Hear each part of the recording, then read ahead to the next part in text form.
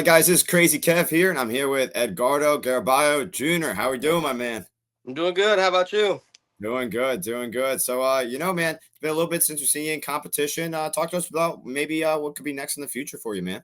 Gotcha. So, I was actually supposed to be on the CFFC Muay Thai card. Okay. I believe the one in June.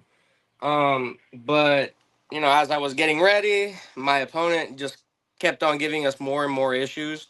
I believe when it was on May, um, he, I think, backed out because he said it's the same day as his prom. So yeah, it was weird. And then when it was on June, we had the contract. They sent it to us, say, hey, you got to sign it same day. I went ahead, signed it, got it ready, forwarded it to them to make sure that everything on my end would be right. Over there, they were talking about how they need some time because he just competed, this, that, and the third. So, at the end of the day, I just kind of told my coaches, this seems like a waste of time. It doesn't look like he's gonna sign it.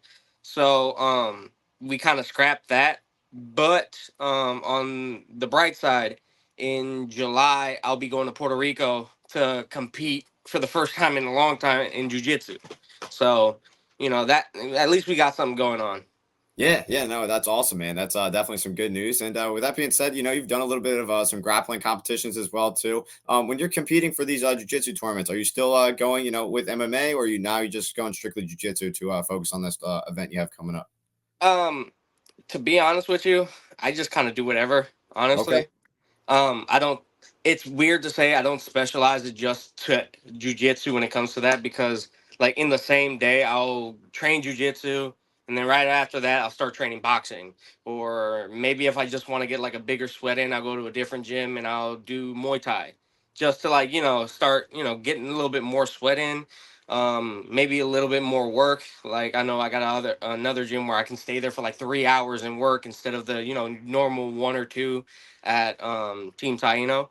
So honestly, yeah, like it doesn't stop me from training everything else. I still spar. I still, when I can, I'll go to sparring. I'll, do boxing and all the other martial arts. So I don't just kind of stick to jujitsu when it comes to that. Very nice, very nice. Now, in another interview, you were getting interviewed by Jake, and he was saying that you tapped him like 6 times. What do you think Jake has to work on with his game, man? No. I can't. Again, like I told him, calm down with that. Like like I don't take that like oh yeah, I tap somebody out. It's just it happens during rolling. Um, what's it called? Yeah, he rolls perfectly fine. He's not a spazzy white belt. He kind of knows what he's doing. So yeah, I mean, just keep training. Honestly, that's all I got to say for him. No, that's awesome. No, Jake's the man. I had to throw that one in there for him. And yeah, man. With yeah, man. With that being said, too, you're obviously training with the man, Eddie Torres. He actually came to my karate school a long time ago and did a seminar with Petrosky. So real cool dude. And with that being said, when you first met him, what's maybe some of the first things he taught you when you first started training? Well, the first time that I actually met him, we were at Marquez when it was mixed in together in the basement with Daniel Gracie. Okay. During COVID time where everything had to be shut down, we're doing things Right. Right. secretly. I met him there. I remember the first time we sparred. That was in the fun. That was in a fun time. It really wasn't.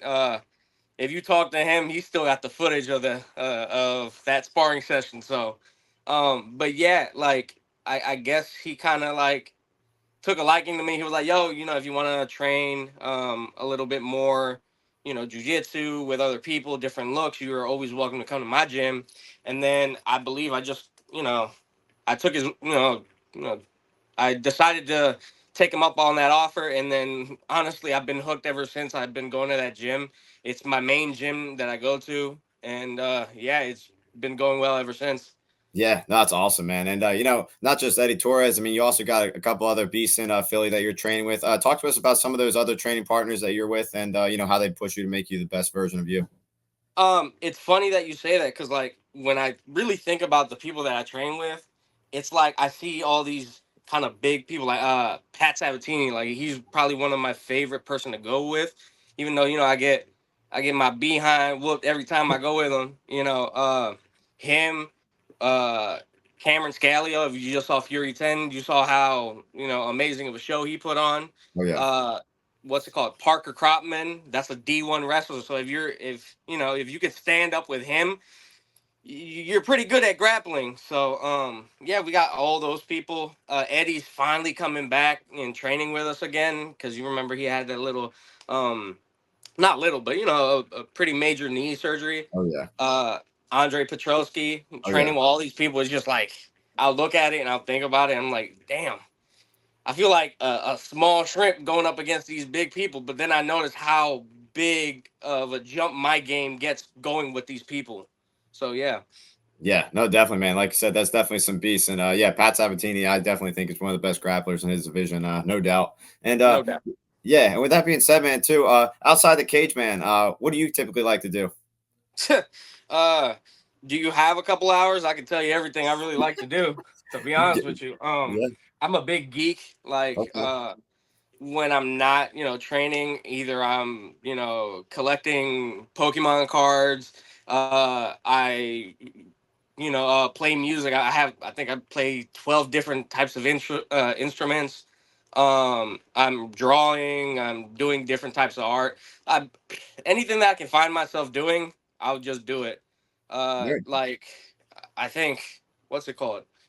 If I remember, I think I built a couple guitars with my dad. We Oh work wow. on cars. We do a lot of stuff. Like, I don't like to just stick to one thing. I like to learn a lot of things. So I guess you could say all of the above when it comes to my hobbies. Yeah, it seems like it. Seems like it, man. And when it comes to drawing, what do you think is maybe the best thing you ever drew?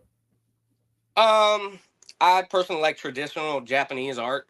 I'm Okay. not the best at it, but I can hold my own, I could say. If I was in my room, I would probably show you. I'm actually at like a family reunion. I'm, using the little separate room to have the interview, but like I Okay. could always, show you. Normally I like to do the Hanya masks, the like Oni masks. Yeah, yeah. I do different types of art like um native Taino artwork, like the tribal symbols and stuff like that. There's a lot of things that I like to draw, honestly, and it's all fun at the end of the day. Yeah, yeah, no, definitely seems like it. And I know another thing you got too. I was checking it out before the interview. You got a YouTube channel as well too, and you're playing some Resident Evil on there, man. Talk to us a little bit Oh about yeah. that game. So, I don't know. Like with that channel, at first I was thinking about doing like a gaming channel because I have a couple friends that have, gaming and reaction channels. So I was like, screw it, let me try it myself. And I was playing Resident Evil, and then I was like, why don't I just throw in like some, you know, like MMA content, me training, doing stuff like that. So now that channel is pretty much a mix between both. I haven't been on it for a while because I've been kind of busy with all this news and stuff that's been going on. But for sure, Resident Evil is still gonna be done. If you watched it, I'm doing the handgun only, so challenging myself on that because I played that game over 20 times. I played the original game over 20 times, so I gotta have a challenge when I play it now. Oh yeah, yeah. No, that's definitely awesome, man. And I hope some more people check it out. And I definitely think you should post some more videos of you doing some stuff in the gym. I definitely think it would be a good mix for sure, man. Keep it up. Mhm. Oh yeah. Yeah, and another thing too, going back to one of Jake's interviews with you, you mentioned and some like your opponents, like they're obviously pulling out with your matchups, and Eddie Torres was like, trusting you to just kind of go in blind with your matchups. What were the nerves like, going into like something like that? When it comes to Eddie, uh, the first thing you're gonna learn, and you're gonna learn this fairly quickly, is to not show weakness. And in his opinion, worrying about people, that's the big sign of weakness. So, learning from him, you kind of learn to not care. Like if Eddie's telling me that this is the guy that I'm going up against, there's some reason why he's like picking my opponents for me. It's not like, like he has confidence in my skills, although maybe sometimes I might not feel that way, because of course I'm human. Sometimes I might be like, oh no, this guy's so much better than me. But at the same time, when Eddie tells me, no, you're going up against that guy, I picked him for you. All right, I trust you. Right. That's my coach. If I can't trust my coach, who can I trust? Yeah, yeah, no, fair So, enough. I definitely think that's a solid statement there, man. And yeah, I mean, when it just comes to like training in general, you also mentioned you think Muay Thai will definitely help your game, and you also want to compete in Muay Thai. mhm. What is kind of the thoughts with training Muay Thai, and how do you think it has improved your game? Well, again, I still am a big grappling oriented fighter, in my opinion. So broadening my horizons with the striking arts, it's only ever gonna make me better. I think of it to the point where it's like, if I'm in the cage and they want to strike with me, so be it. You're gonna get hurt, and if you want to take it to the ground with me, cool. Uh, I hope you're happy taking a nap. Like, that's the way I kind of think about it. So like when I'm training these martial arts, it's like it's almost getting at me out of my comfort zone because I'm Right. not used to, like, throwing punches, throwing kicks. So of course it's just bringing my game up so much more. And then when I go to Eddie's for our MMA sparring and I can actually mix it up, it's like levels just keep going up and up and up. That's Yeah. honestly, yeah, like the best way I can describe it. Yeah, no, it definitely makes sense, man. And when it just comes to like training, obviously, you're pretty young in your career, but what do you think is the best advice you got so far from maybe a coach or a fighter in the gym? Well, I've only ever coached kids, so I can't really, tell other grown ass adults, what to do. But I would just say, don't overcomplicate your life. Don't overthink. Like, I think I was having a couple conversations with people at my gym, and they're like, "Oh, like when you're rolling, what do you think about doing? What do you think?" I'm like, I don't think at all. Like my mind is blank when I'm rolling. Right. That I can always say, like, since I started, it's something that has always worked for me. It's like if you, I think I always mention this. It's if you think about a move while you're in a role or you're in a competition and you're thinking about that move, well, guess what? It's too late for that move now. So the best way to go about it is just to not think about it and do it. That's it. Yeah. Yeah, no, that definitely makes sense, man. And when it just comes to like training in general, what do you think is maybe the hardest part about training in the gym? Consistency. I'll be honest with that because again, currently I'm fat. I'm be honest with you. You know, it's that consistency where, like, yo, I'm going to the gym but I know I'm fat, and then when I go and train I might not lose the weight that I wanted to lose that day, and then the next day is like, why go if I'm not even going to lose the weight I want to. You just got to be consistent with it. And when I say consistency, it's not just going to the gym and training. It's also what you eat, what you do outside the gym, because everybody has a life outside the gym, and there are people in your life that aren't, you know, MMA fighters or aren't mixed martial artists. They don't understand that, hey, you got to make a certain weight for your competitions. So it's just consistency and discipline. um yeah, that pretty much is it. Yeah. Cause without that, you really ain't going nowhere. No, no, I definitely hear you there. And yeah, man, obviously, you have a bunch of awesome training partners. So, what's maybe your favorite memory in the gym? My favorite memory of the gym. That's a good one. Um, hmm. ah, Here it is. So when I was training for my first fight, I was in my head like every single day, and like when I was sparring, I was just overthinking the thing that I'm literally telling you that I don't do. um and I was sparring and I'm getting tired, and again, when it's striking, originally I was reactionary because I didn't know how to strike, and I'm just trying to like not get punched in the face. And I remember Cam Scalio is trying to, like, coach me through the rounds, and I'm like running away from my sparring partner. He's like, dude, he's walking you like a dog. He's walking you like a dog.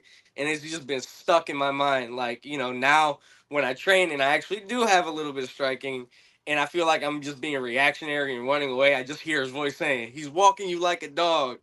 And yeah, that moment has always been stuck with me. It's always a fond moment that I've had. That's awesome. No, that's definitely a solid moment there. I'm glad you remembered that. And yeah, when it just comes to like every fighter I bring on the show, I always like to ask this question to them. I'm a Taekwondo instructor. I've been teaching for 6 years, and I've been training for 19 years. So I just kind of love what I do with martial arts. And with Hmm. that being said, man, I have a lot of guys in my gym. What advice would you give to them to keep on getting better and better every single day? Oh, that's an easy one. Go with the people that you don't like. Oh yeah. Like 100%. Oh yeah. Like, from experience, there's some times where I'll go with somebody that maybe personality wise I'm butting heads with and I don't like. Again, I'm human. I'm not just gonna like everybody. I try to be cool with everybody, but sometimes you might rub me the wrong way. Um but taking that emotional part aside and noticing what that person has to offer in the martial art. Um, and even if you don't like anybody, just be like, hey, do you want to still roll? And again, it's probably going to be a competitive role because you don't like each other. But guess what? You're going to learn a lot more, and you're going to improve. So it's one of the main things we have in our gym. Right before you get to the mats, it says, "Leave your ego at the door." So yeah, that'd be the quote: "Leave your ego at the door." Yeah, no, it's definitely a solid quote, man. I definitely like it. And Baki, man, it's been awesome talking to you. So with that being said, what's the final message out here for the fans that are going to be watching this video? Nothing much.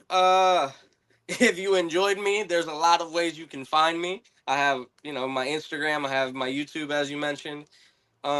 And again, I'm gonna just leave you guys with this because I've seen a lot of YouTube guys who are like Bushido guys. If you don't like when I comment, the gym is always there. Team Taino. Let's go. I definitely love it, man. It's a solid message. And dude, it's been awesome talking to you. Thank you so much for taking the time, especially when you're not at your own house. So definitely appreciate it, my man. And we're Yep, looking forward to what's next. And hopefully we're going to do another one in the future. Thank you again. sounds perfect. You're the man. All right, man. Enjoy the rest of your day. Thank you so much, bro. Yep, you too.